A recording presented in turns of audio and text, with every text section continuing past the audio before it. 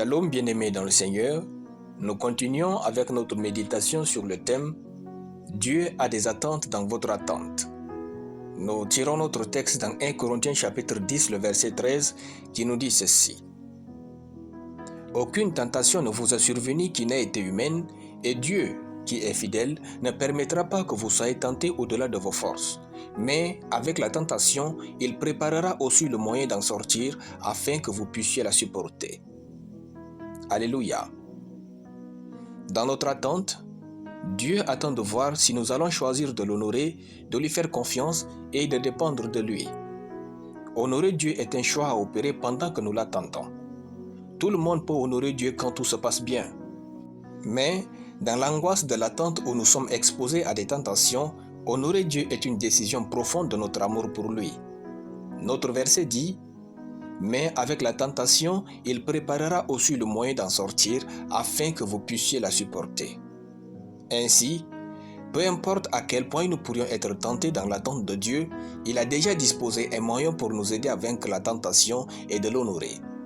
C'est-à-dire, peu importe le niveau de l'angoisse pendant que nous attendons Dieu, nous pouvons toujours choisir de l'honorer et triompher. Honorer Dieu quel qu'en soit le prix, c'est vivre grand. Dans l'attente de Dieu, il se passe tellement de choses que nous ne comprenons pas. Et là, Dieu attend de voir si nous lui ferons confiance. Pendant que nous attendons à Dieu, il arrive que nous vivions des incompréhensions, des luttes, des rejets, du mépris et toutes sortes de souffrances. Mais, au milieu de toutes ces souffrances, Dieu attend que nous lui fassions confiance qu'il viendra nous faire du bien. Frères, si vous cherchez à comprendre l'attitude des hommes envers vous dans vos moments d'attente, vous perdrez foi en Dieu. Restez calme. Même lorsque vous ne comprenez pas ce que vous vivez, faites confiance à Dieu. Sachez-le, Dieu ne vous fera jamais du mal. Dieu ne permettra jamais que quelque chose de mal puisse vous arriver pour vous détruire. Dieu ne permettra jamais que quelque chose vienne dans votre vie sans vous rendre meilleur. Dieu ne permettra jamais que quelque chose vous arrive sans vous rendre meilleur et vous rapprocher de votre appel. Faites confiance à Dieu.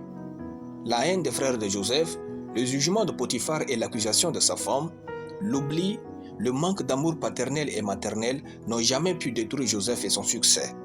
Il disait même à ses frères, « Vous aviez médité de me faire du mal, Dieu l'a changé en bien. » Genèse chapitre 50, le verset 20. Dans votre attente, gardez un cœur pur et loyal, puis comblez les attentes de Dieu envers vous. Il attend que vous l'émerveilliez. Alléluia. Nous allons prier. Merci mon Dieu pour ta parole dans mon cœur. Je confesse que je suis de ceux qui comblent les attentes de Dieu dans leur attente au nom de Jésus. Amen. La lecture biblique en une année, Apocalypse chapitre 3. Soyez bénis, c'était le pain du ciel.